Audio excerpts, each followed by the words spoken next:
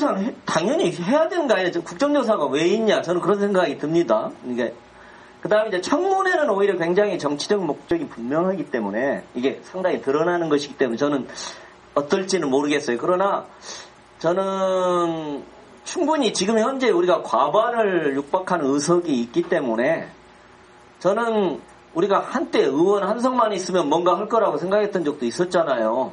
그죠? 근데 이제 13석이 생기니까 또, 원내 교섭단체가 되면 좀 하겠다고 생각하잖아요. 그 다음에 이제 140석이 넘으니까 이제 과반이 되면 이렇게 하는 면이 있는데 저는 우리가 너무 4월 총선에 기대가 너무 컸던 것 같아요. 그러나 저는 상당한 역할을 할 수 있는 상황인 것 같은 생각이 들어서 저는 은수미 의원이 좀 상당한 역할을 하실 거라고 기대해 봤지.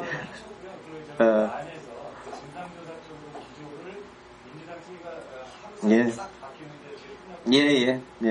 좀 그래서 저는 뭐 이런 점에서 조금은 법적 과정과 정치적 과정의 긴장과 이런 게 있어도 저는 관계는 없을 것 같다는 생각이 저는 개인적으로 조금 듭니다.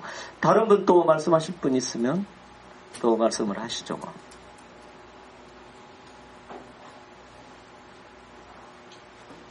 무슨 조금 더 김정준. 네.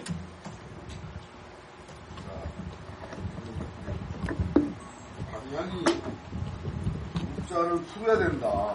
무국자 정도는 그냥 기본으로 가야 된다라는 부분이 이제 대체적 의견인 것 같습니다. 근데 그럼 예고자는 어떻게 할 거냐? 나오는 문제가 되는 거고, 고민 중에 하나가 뭐냐면 2646명 전체를 자른 거에 대해서 우리가 요구하는 바 쌍용합주 회계 조작에 의한 명백한 범법 행위가 있는데 이것을 우리가 2646명에 대한 이 부분을 원천 무효해야 된다라고 주장하는 바고, 여기에서 시작되는 그 내용을 잡아봤을 때 무급지 461명 플러스 알파 뭐 해고자 이렇게 접근은 매우 적절치 않다. 그렇다라고 하면 2646명을 잘라냈던 거기에 핵심적 근거 자료가 있는 거고, 이것에 대한 원천적 무효에 대한 부분을 우리가 투쟁할 수 있는 방향, 주장할 수 있는 방향을 좀 찾아내지 않겠느냐. 그 얘기는 지금까지 했었던 말씀 중에서 좀 더 구체적으로 시켜내는 것. 저는 이렇게 접근이 가능하지 않나. 저는 이렇게 봅니다. 그거에 대한 방점을 그쪽으로 좀 짚고서 들어가는 게 적절치 않나라는 거예요. 그러니까 무급자는 저들이 위반을 했잖아요. 무급자는 저들이 그러니까 1년 후에 물량에 따라 순환휴직, 부가연수 이거 순환휴직 하겠다라고 하는 얘기는 이걸 잘 새겨들라는 게 뭐냐면, 당시에 옥상에서 이 전쟁을 끝낼 거냐 말 거냐 했을 때 끝내자라고 했던, 물론 노동자들이 밀려서 궁지에 밀려서 왔다 하더라도 노사정입니다. 이게 노사의 문제가 아니라 노사정이 이것은 전쟁을 막자, 그렇다라고 하면 이렇게 안이라도 만들어서 가자라고 했던 3주체가 결정된 거란 말이에요. 전쟁을 막자. 그리고 여기서 사람을 죽이지 말자라는 의미를 담고 있었기 때문에 그것이 그 글귀가 어떻게 내용이 단다 하더라도 이것은 1년 후에 우리가 복직을 한다. 무급자들은. 그래서 48대 52가 나눠주는 거고, 그래서 48에 속하는 그 동지들은 당연히 들어가는 거로 얘기가 돼 있었던 거죠. 그렇게 했기 때문에 그 자리에서 동지들이 한상균 동지에 대한 부분을 인정했던 거고, 그렇지 않았으면 거기서 전쟁을 다시 했겠죠. 물론 코너로 몰려서 이게 공포감에 쫄게 있던 우리 노동자들이 같이 떨쳐 일어날 수 있는 분위기는 모르겠습니다만, 당시 48대 50이라는 그 부분이 나눠졌을 때의 분위기는 분명히 그런 분위기였다는 거죠. 이 전쟁을 끝나고 뭔가 평화의 공존으로 가려면, 뭔가 평화를 선택해서 가려면 이 정도는 약속을 지켜야 되는 거 아니냐라는 것이 당시 2009년 8월 6일의 합의 정신의 기본 정신이라는 거죠. 그러하기 때문에 461명인가요? 그러니까 468명에서 461명이던 그 인원이 고스란히 1년 후 들어가야 된다라는 거예요. 그러기 때문에 2646명 원천 무효 속에서 468명이란 존재는 그냥 그대로 묻히는 거죠. 그리고 2646명이 전체적인 그 포괄 속에 전체적으로 들어가는 거고, 그렇게 주장을 해야 된다고 맞는 거죠. 그렇지 않으면 희망퇴직자 다 나가는데 그럼 어떻게 합니까? 그죠? 이것을 그렇게 좀 바라봤으면 좋겠다는 생각이 있습니다. 방점을 그쪽으로 좀 고민을 해줬으면 좋겠다. 알겠습니다. 또 혹시 다른 분 말씀하시죠.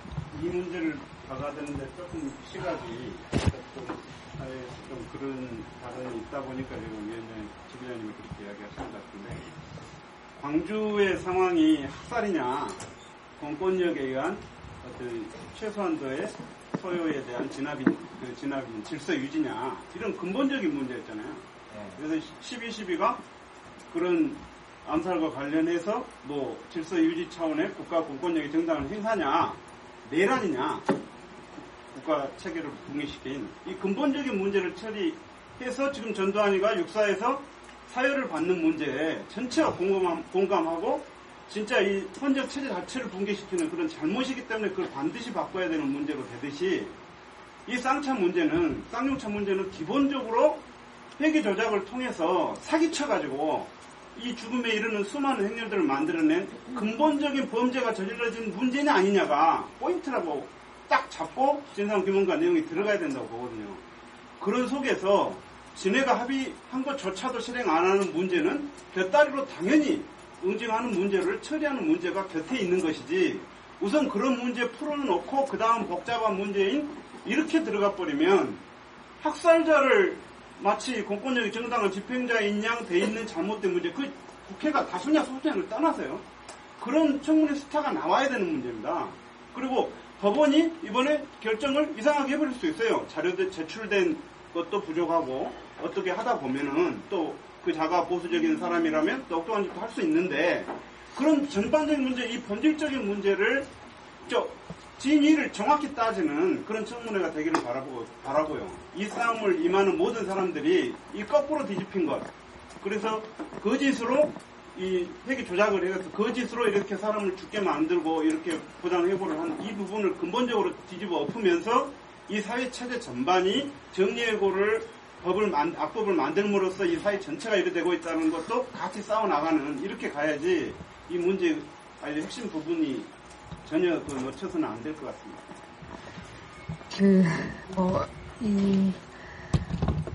제가 두 가지 말씀을 드리면, 제가 4월 16일 날 쌍차 토론회 우연히 참석을 하게 돼서 그때 방청객으로 참석을 했었습니다. 그래서 그때 이제 김정우 지부장님을 두 번째로 만나뵐까, 아마 박병호 선생님도 그때 만나뵙게 됐었던 것 같은데, 그래서 그때 제가 저희 입장을 방청객으로 분명히 말씀을 드린 적이 있어요. 저는 쌍차 문제는 크게 세 가지로 풀어야 된다고 본다. 정리해고 문제의 해결, 거기에 가로 열고 가로 닫고 무휴직자 문제는 이미 정부도 언급을 했습니다. 정부가 4월 27일 날 기금 2억을 투자, 지금 그 집행이 되고 있는지 어떤지는 봐야 되고, 그 생활 지원하겠다라는 것과 그다음에 이치필 장관이 방문했죠. 그래서 무급휴직자에 대해서는 최소한 그 이행하는 것이 국민적 기대다, 이런 표현을 쓴 것으로 이 신문 인터뷰에 나왔는데, 어쨌든 그 문제를 시행하는 것 첫 번째. 두 번째, 자살이 사회적 타살이라는 걸 분명히, 만약 사회적 타살이라면 그것에 대한 배상을 해야 된다. 저는 그렇게 생각합니다. 사회적 타살임을 규명하고 그에 대한 배상을 해야 된다. 세 번째, 국가의 공권력의 그것이 부당한 폭력이었다면 그에 대한 명예회복과 배상을 해야 된다. 이것이 세 가지가 저 입장입니다. 문제는 입장이 아니라, 그러니까 입장이 섰는데, 실제로 이것을 관철하는 건 지배적 다수 말하면, 그 입장을 가진 사람이 지배적 다수라면, 예를 들면 청문회는 합의를 해야 되는 거예요. 그것을 의제로 올릴 건가? 예를 들자면 절차를 생각해 보면, 민주통합당 내에서 당 대표단이 이것을 청문회로 올릴 겁니다 라고 픽업을 해야 돼요. 그 다음에 이것을 국회에서 합의가 돼야 됩니다. 그래야지 청문회가 열리거든요. 그러니까 제가 항상 묻는 건, 제가 항상 고민하게 되는 건, 저 입장은 그렇습니다. 저 입장은 관철을 시키고 싶은데, 저도 국회에서 어떻게 움직여야 되는가를 굉장히 고민할 뿐만 아니라 실제로 그것을 요구하시는 분들의 액션 플랜이 그 다음에 목표나 플랜이 굉장히 구체적이어야 된다는 겁니다. 그것을 마치 우리가 지배적 다수인 양 혹은 그런 입장을 가진 의원이 국회에 무지하게 많은 것인 양 생각하시면 저는 안 된다라는 거죠. 그러니까 소수가 사실은 그런 입장을 가진 사람이 저는 국민의 소수라고 생각합니다. 그나마 이 정도로 22명의 자살 행렬이 이루어져 있다 보니까 관심사가 된 거죠. 그것도 딱 자살에 대한 관심입니다. 사실은. 그러니까 그 사회적 공분을 일으키는. 그러면 굉장한 소수, 그 원인이 왜 그렇게 되는지 모르겠는데 상대적인 소수자들이 정말 부당한 문제를 사회적으로 공감을 시키고 해결해야 될, 그러니까 구체적인 계획이 뭔가. 저는 그 면에 있어서 아까 이제 제가 말씀드렸던 건 주장만 있는 게 아니냐, 여전히 주장까지만 있는 거냐라는 것이 좀 걱정이 돼서 그런 말씀을 드렸던 거고, 박병우 선생님께서 일단 상당히 구체적인 조사 결과나 저도 이 자료들을 지금 보고 있기 때문에요. 조사 결과 있다고 말씀하시면, 그러니까 있다고 하시고 아마 있을 거라고 저도 예상을 하고 있기 때문에, 그럼 이제 어떤 식으로 각자가 노력을 할 건가에 좀 머리를 맞대봐야 될 시기가 됐다. 그래서 하나라도, 저는 계속 말씀드리는 저 입장은 그건데 어떻게 구현을, 아마 여기 계신 분들의 입장도 비슷할 겁니다. 그렇게 해야 된다고 생각하실 거예요. 어떻게 할 건데 라는 질문에 대해서는 저희들이 계획을 함께 세워봐야 될 때이다. 근데 아직도 여전히 우리 내부에서조차도 주장만 하고 혹은 서로에 대해서 요구만 하는 건 저는 이제는 이제 하나하나씩 프로그램을 정해야 돼. 그리고 그런 프로그램에 입각해서 국회에 요구를 하셔야 된다. 심상정 의원이나 저한테도 요구를 하셔야 되고, 그냥 청문회 하십시오 이러면 안 됩니다. 저는 그렇게 생각해요. 그런 면에서 말씀을 드린 겁니다. 뒤에, 예. 짧게 말씀해 주시죠. 내용에 대한 전반적인 이후에 여러 가지 토론회도 있고, TV 민주당 입장에서 TV도 구성하셨고, 그다음에 범대에서 주장하는 바들도 있고, 여러 가지 진실은 이제 밝혀질 거라고 저는 생각합니다. 저는 이제 지구의 해고자로서 이제 주체인데요. 저는 한 가지만 좀 말씀드리면, 지금 너무 은승희 의원께서 이 문제를 무거운 문제긴 합니다. 굉장히 좀 사회적으로 지금 공감대가 형성되고 풀어야 될 그런 이제 역사적 그런 과제도 생각하고 계신 것 같은데, 그런데 소수만 있다고 굉장히 이것이 실질적으로 청문회나 국정조사 어떻게 이룰 것인가에 대한 그런 것에 대한 고민이 많으신 것 같은데, 첫 번째로 지금 사회적으로 그 정리해고로 인해서 22명으로 이런 죽음까지 이어지는 이 문제를 정치권이 먼저 이 현재적 시대의 흐름에서 어떻게 해결할 것을 고민하는 것인가, 저는 민주당이 그것을 반영했다라고 보거든요. 그런 문제의식 속에서 특위도 구성됐고, 이미 총선 전에 저희가 새누리당 총선에 출마하는 각 정당의 모든 후보자들에게 입장의 공개 질의서를 보낸 바가 있습니다. 물론 새누리당한테도 개별로 다 보냈습니다. 그때 민주당에서 성관이 노동위의 이름으로 출마했던 총 후보자들, 예비 후보자들 다 전체가 다 사인했던 그런 근거도 있습니다. 그래서 저는 이제 그 중에 이제 은승 의원께서 좀 더 관심을 가지고 이 쌍차 문제를 해결하고자 하는 의욕도 계시고 하지만, 어쨌든 일단 민주당만 보더라도 과반수 이상은 참가 넘지를 못하고 있으나 어쨌든 과반에 육박하는 이런 다수의 의원들이 민주당 내에서 일단은 근거로서 본인의 의지가 담은 당론으로서 저는 분명히 체크됐던 것이고, 어떻게 할 것인가라는 것은 저는 사실 청문회가 안 열어줘도 실현 불가능할 수 있다고 저는 봅니다. 저희들이 주장하는 건 어떤 은수명께서 얘기하는 액션 플레이 이런 것이 아니라 우리 생존을 걸고 정치권에게 이 쌍차 문제에 대한 죽음을 어떻게 바라보고 해결할 것인가를 던지고 있는 거거든요. 그것이 현행상의 국정조사가 될지 청문회가 될지 그거는 좀 더 오히려 더 좋은 방법을 국회 내에서 의원으로서 더 아실 거라고 저는 생각을 하고요. 그래서 만약에 지금까지도 저희들이 어떠한 액션 플레이 얘기를 하시는데 굉장히 지금 정치권에 대한 액션 플레이 자제하고 있습니다. 그 통진당이든 지금 민주당이든 사실은 특위를 구성했고 여러 가지 움직임이 있기 때문에 저희들이 일단 흐름을 보고 있는 것이지 저희들이 생존을 걸고 그 새누리당을 비롯한 여러 가지 정치권에 대한 저희들 분명 해결을 요구하라는 구체적 투쟁 방침, 대중 투쟁도 저희들이 할 계획도 있습니다. 예, 그래서 고맙습니다. 간략히 좀 정리를 하면 은수미 의원께서 소속해 있는 민주당 내에 예비 후보께서 전체가 다 사인했던 그런 근거가 있기 때문에 그걸로부터 여러 의원들에게 예, 그것도 아주 좋은 자료인 것 같으네요. 예. 하시면 충분히 이건 무근지 거기에 새누리당 후보도 일부 사인했지요. 새누리당은 지역 후보 한 분이 했습니다. 한 사람. 했고 이런 것도 어쨌든 우리가 사회적으로 여당이 지금 이 정례고로 주고나가고 있는 쌍차 문제에 대해서 어떻게 예. 인식하고 있는지에 대해서 폭로 그 자체가 또 공격 소재가 되는 거니까요. 나갈 수 있는 거. 예. 그 옆에 잠깐 말씀하시죠. 민주노총 기국장 이광입니다. 그 국정 19대 국회나 청문회나 국정조사를 해야 될 두 가지 이유가 있는 것 같습니다. 하나는 아까 사회자님 말씀하신 22명의 사회적 사례에 대한 부분이 있겠죠. 하나 더 말씀을 더 드려야 될 것 같았어요. 두 번째 지점은 이게 이제 경제 민주화하고 깊이 연관이 있다고 봐집니다. 그러니까 경제 민주화라 하면 사실은 그런 자본의 어떤 그런 탐욕이나 횡포에 대한 어떤 규제라든가 이런 것에 대한 부분들이고, 그래서 쌍차를 통해서 드러난 것에 대해서 어떤 선례를 만들어내는 작업들이 대단히 중요할 것 같고요. 그런 점에서 그것을 근거로 해서 19대 국회가 그와 같은 선례를 만들어야 된다.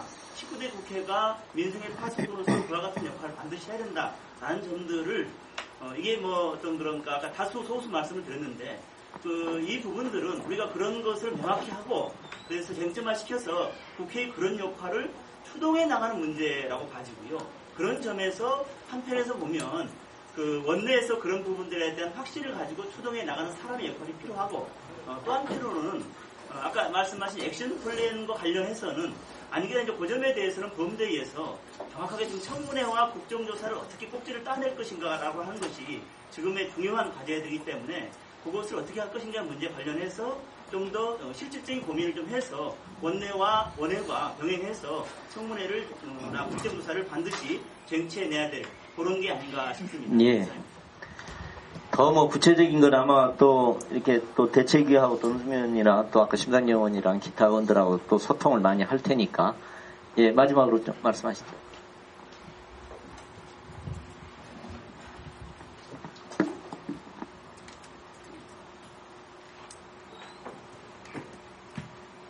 엊그저께 국민 추모연대회가 7일날 있었습니다. 또 8일날 연세대학교에서 이한열 열사 추모 집회가 있었어요. 거기서 한껏 우리가 기억 속에 되살아나는 것은 그 연세대 전체의 한율과 또 그리고 가득 우리가 했던 우리 민중들 그리고 그 민중들이 하나의 모습이 지나갔던 우리들이 모습이었다고 생각이 되면서 그 안에 한 사람 한 사람이 참여했던 발걸음들이 얼마나 많은 그 폭력과 차별과 그리고 무차비한 군사 독재 정부에 일방적으로 당해왔는가 하는 것을 다시금 보았습니다. 그리고 이 시청광장이 모자라서 서울역까지 그리고 서대문길로 종로길로 을지로길로 우리는 가득히 모여서 그날을 지탱하면서 지나온 자리에 보면은 언제나 우리가 서식하는 자리가 나와 똑같은 조금 더 다르지 않는 언제나 말하는 동질감, 그렇던 생명이라고 하는 인권이라고 하는 존엄성이라고 하는 그 자체 속에서 언제나 동지나 친구나 우리 이웃이 죽어야지만이 우리가 말을 하고 다시 생각하고 다시 나와서 지금 이 자리에서 사회적 타살, 정치적 타살, 자본적 타살 이야기하는 그 실체 당사자들이 누군가 하고 한 번쯤은 생각해야 할 시간이 아닌가 라고 생각을 되면서 우리가 4.19에 들어섰던 사람은 바로 16살 고등학생이었습니다. 그리고 신민당 당사에서 불가피하게 우리가 맞이했던 김영숙 동지가 18살이었습니다. 이한열이가 박종철이가 21살입니다. 이한열이가 22살입니다. 우리는 얼마나 더 많은 죽음을 이 20명 주명 앞에서 기다려야 되고 또 그 죽음이 오면은 우리가 나서서 이야기해야 되고 또 그것을 해결하기 위해서 해결한 후에는 우리가 어느 자리에 있을 것이 있을 것인지 하는 이 점에 대해서도 깊이 생각지 않으면 안 되겠다는 생각이 들고 마지막으로 말씀드리고 싶은 것은 우리 금속 노동자들이 지금 1년의 시간이 이어온 것이 한진중공업을 우리가 임의대로 생각을 하고 또 임의대로 하고 또 국민의 승리라고 그렇게 생각을 하고 희망을 버스를 탄 사람들이 섞이지 않는 타협하지 않는 절대 불의와 함께 할 수 없는 사람들이 희망버스를 타면서 우리가 김민숙 동지 이 땅에 크레 위에서 내려올 수 있었다고 생각이 됩니다. 그러나 그 전을 우리가 보지 않으면 안 된다고 생각되는 것이 박창수 우리 금속노동 형제를 무자비하게 폭력하면서 가두면서 그들을 암살했습니다. 그 자리를 도저히 그냥 지나갈 수 없다는 묵인할 수 없다는 외면할 수 없다는 김주익 동지가 박창수 동지를 끌어안으면서 그에 인해서 보름 동안 내려오지 못하고 그 목이 달려있었을 적에 곽재익 동지가 스스로 그 김주익 동지와 더불어서 하나 되면서 내려올 수 있었고 그리고 역사 이래에 노동자들이 이 땅에 노동조합원들이 투쟁을 해서 얻은 것이 30억을 투자하면서 소원을 다 이루었습니다. 적어도 한진중공업에 있었던 사람들은 복지라고 하는 자리에 나가 있었습니다. 그러나 그 자리에 또 안주하지 못하고 우리 김진숙 동지는 죽으면 죽으리라 하고 올라갈 수밖에 없었던 현실 속에서 오늘 우리가 맞이한 것은 22명의 쌍차 죽음. 그 앞에서 우리는 과연 어디에 있으며 누구며 왜 무슨 말을 하는가를 갖다가 또렷하게 한번 되돌아볼 수 있는 시간이 되었으면 좋겠다고 생각합니다. 감사합니다. 예, 고맙습니다. 중요한 말씀을 해주신 것 같습니다. 사실 저도 이렇게 죽음을 통해서 진보하는 사회, 저는 이런 사회는 좀 넘어서야 될 것 같아요. 근데 동지의 죽음, 노동자의 죽음, 이웃의 죽음을 통해서 사실 우리 현대사가 지금 그래왔던 것 같아요. 죽음을 통해서 진보의 전기들이 만들어진. 저는 이제 이런 악순환이 좀 언젠가는 이렇게 끊어져야 되지 않겠냐. 저는 그런 생각을 평소에도 이제 많이 해봅니다. 저는 얼마 전에 그 여의도에서 언론노조 단식 투쟁할 때 박지원 대표를 포함해서 의원들이 한 30여 분 왔더라고요. 저희들도 동조단식 한다고 그때 있었는데. 그러니까 그때 언론청문회 열겠다고 확약을 하더라고요. 그때. 그리고, 근데 저는 요 쌍차청문회하고, 국정조사가 될지 어떤 쌍차청문회하고 이 언론청문회가 저는 굉장히 중요한 부분인 것 같아요. 또 국민적 투쟁일 수 있고, 박근혜와 새누리당을 부끄럽게 할 수 있는 의제고 그 한계를 정확히 드러낼 수 있는 투쟁인 것 같아요. 그래서 저는 은수미 의원을 포함해서 민주당에서도 민주통합당에서 좀 적극적으로 나서고 그래서 요 투쟁이 좀 성과를 거둘 수 있었으면 하는 생각을 저는 바라봅니다. 시간이 좀 많이 흘러서 예, 지금 짤막하게 1분만 하시죠. 뭐. 예, 지금 곧 끝내려고 합니다. 구심적으로 이야기되는 것들이 세계적으로 인한 정리해고와 그것을 어떻게 풀어갈 것인가에 관한 이야기들이 주로 나오는 것 같습니다. 예. 아까 김정은 지부장님께서 말씀하셨던 그렇게 뭐 무급휴직자에 대한 문제라든지 이런 부분 중심적으로 이야기가 되면 아무래도 좀 난감한 기색을 좀 발표하셨던 것 같은데 제 생각에도 지금 상차의 문제의 가장 중심적인 문제는 평범한 사람들의 삶이 이렇게까지 적나라하게 파괴되고 뭐 해집어진 것 이것이 가장 핵심적인 문제라고 저는 생각을 하거든요. 그래서 지금 평범한 시민들의 입장에서 쌍용자소세 문제는 굉장히 좀 이렇게 거슬리면서도 건드릴 수 없는 영역이라고 생각을 합니다. 왜냐하면 굉장히 공포스러운 문제이기 때문에 언제든지 평범한 가정이 이렇게까지 파괴될 수가 있는 거구나. 하지만 또 이렇게 뭐 폐쇄 조작이 됐고 정리해고가 됐고 그 문제 중심으로 이제 그것 중심으로만 꼭지를 풀어가다 보면 만약에 그 사람들이 일부가 복직을 한다고 하더라도 지금 이렇게까지 해집어진 상처가 과연 치유가 될 수 있을 것인가에 대한 질문이 남고요. 그래서 이 문제가 도드라지게 되는 원인은 굉장히 복잡하고 굉장히 공동체적인 문제와 동시에 사회 문화적인 여러 가지 요소가 혼합되어 있는데 해결되는 방식 자체는 좀 일률적이지 않은가. 물론 그것만으로도 힘이 벅차기 때문에 그렇게 되고 있는 것 같지만 그래서 지금 범죄나 이런 부분에서 이 문제를 사회적으로 어떻게 공감시키고 어떻게 여러 가지 측면에서 투쟁과 위로가 동시에 이루어질 수 있을 것인가에 대한 과제도 동시에 존재한다고 생각을 합니다. 그 부분에 예, 고맙습니다. 뭐 아주 결론에 해당한 아주 좀 포괄적인 좋은 말씀을 해주신 것 같습니다. 이동 선생님, 예.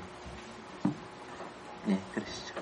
거기에 대해서 간단히 대답을 드리면요. 저도 우리가 청문회 고맙습니다. 맞춰서 자꾸 얘기다 보니까 어떻게 보면 이제 구체적이긴 하지만 이제 좀 포기 좁게 얘기했는데 30분에 끝내겠습니다. 궁극적으로는 우리가 새로운 어떤 사회 문화나 대안에 대한 성찰을 해야 됩니다. 그러니까 우리가 어떤 경쟁을 하고 어떤 무력을 추구하고 이런 데서 행복한 삶보다는 어떤 타자와 공감하고 연대하는 삶이 더 행복할 수 있다.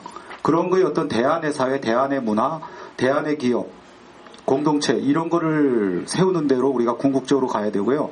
기업만 해도 우리가 그런 비정규직이나 신자유주의 철폐 운동으로 우리가 싸워야 되지만 또 하나는 이제 구체적으로 국민들을 설득할 수 있는 것으로 저는 어떤 비정규직 만들지 않고 정리해고하지 않으면서도 이윤을 확보할 수 있는 모델을 기업에서 만들어주면 훨씬 더 설득력 있게 보수층마저도 저는 그러니까 담론 투쟁에서 이길 수 있다고 보고요. 그리고 또 하나는 이제 우리가 이 기회에 아직까지 우리가 한국 자본주의가 들어와서 우리는 압축적 성장을 했잖아요. 서구에서 300년에 할 거 우리는 30년에 하면서 한국형 기업 모델이 안 만들어졌다고 봅니다. 저는. 그렇기 때문에 우리가 예를 들어서 IMF 때도 미국 애들은 내 얼굴이 주는 것보다는 저놈이 해고되는 게 낫다고 생각하지만 한국인들은 오랜 동안 어떤 공동체적인 문화를 유지해왔기 때문에 우리는 그 근대화가 극단적으로 추구된 서울에서도 골목 문화 같은 게 남아있는 나라란 말이에요. 그런 면에서는 저는 그런 것이 그런 우리 안에 MB를 만든 지금에서도 상당히 공동체를 그리워하고 공존을 그리워하는 마음이 한국인에는 저는 문화유전자에 있다고 봐요. 그러니까 미국이 저놈이 해고당해서 내 월급이 깎이는 것을 막겠다고 라면은 우리나라는 그와 달리 다 같이 월급이 좀 줄더라도 다 같이 해고 당하지 않는 그런 것을 더 원하는 것이 모든 노동자는 전 있다고 보기 때문에 그럴 수 있는 한국형 기업 모델을 만드는 것도 전 대안이라고 생각합니다. 그리고 또 하나만 말씀드리면 요 단기적으로는 은수미 의원 가셨는데 아까 얘기가 나왔지만은 쌍차 문제 해결 없이는 복지는 허구다. 지금 뭐 박근혜 씨도 복지를 내세울 수밖에 없는 상황이 돼버릴 텐데 우리가 대선 국면에서도 그런 식으로 우리가 담론 투쟁을 하고 또 국회 안에서도 복지를 새누리당이 얘기할 때 쌍차 해결 없이 어떻게 22명이 죽고 그들의 가족과 평택의 중심의 공동체가 그렇게 깨진 그 상황을 치유하지 않고 복지라는 건 허구 아니면 사기다. 이런 식으로 저는 우리가 담론 투쟁을 진보 진영이 해야 된다고 봅니다. 죄송합니다. 지금 이 말을 할까 말까 시간이 너무 늦어서 고민하다가 30분까지 시간 주셔서 그냥 진행을 하겠습니다. 은수미 의원님 계실 때 좀 하고 싶었는데 가셔가지고 실제로 지금 정리해고 사업장마다 항상 문제가 되는 게 사실 우리 사회에서 이제 정리해고 문제에 대해서 사실 해결 시스템이 안 돼 있어서 전 그렇다고 생각이 드는데요. 그 중심에 좀 법원이 있다고 생각합니다. 지금 이제 보면은 현재 우리나라 제도가 정례구 문제에 대해서 그 해결을 하는 방식으로 채택한 시스템은 크게 두 가지라고 보는데, 하나가 있고요. 두 번째가 이제 집단적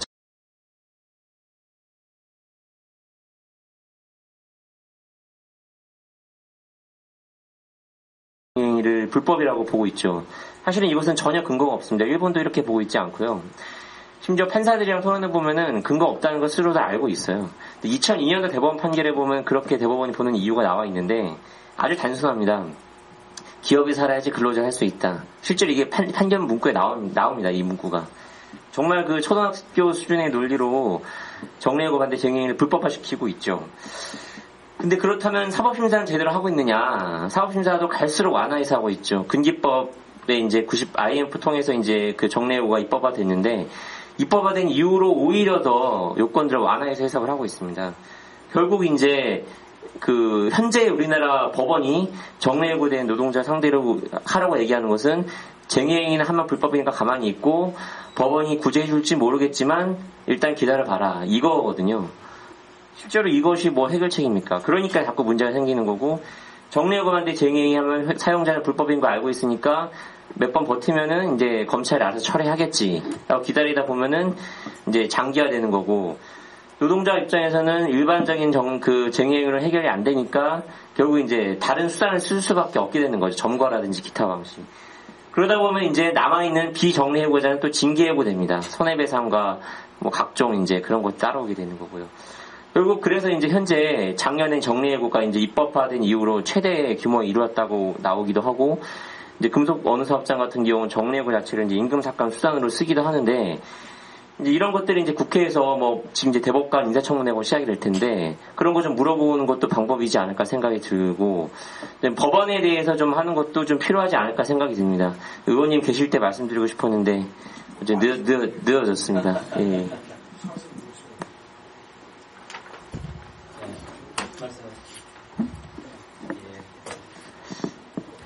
뭐 누가 한 30초간 쓰시려면 쓰세요.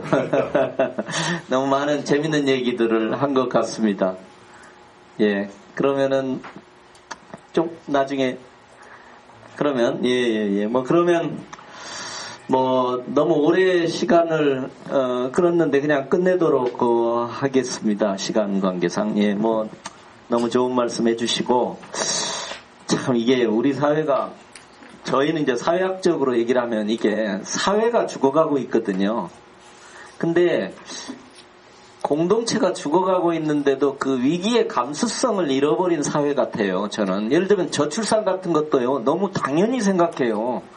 이건 사회가 지금 근원적으로 존재론적으로 해체되어 가고 있는 거거든요. 이런 상황조차도 저는 사실 그렇게 봅니다. 저는 개인적으로는. 근데 위기의 감수성을 다 잊어버리는 사회로 지금 우리가 존재하고 저는 이게 더 문제라는 생각도 듭니다. 그래서 이번 기회에 좀 우리 사회를, 쌍차 투쟁이 그냥 단순히 이런 문제를 해결하는 것도 있지만 우리 사회를 진정으로 바꿔가는, 우리 사회의 공동체성을 회복해가는, 저는 그런 식으로 계기라고 생각하고 그렇게 되었으면 좋겠습니다. 그러면 박수를 좀 치시고 마치도록 하겠습니다. 고맙습니다. 수고하셨습니다. 예. 아이고, 수고하셨습니다.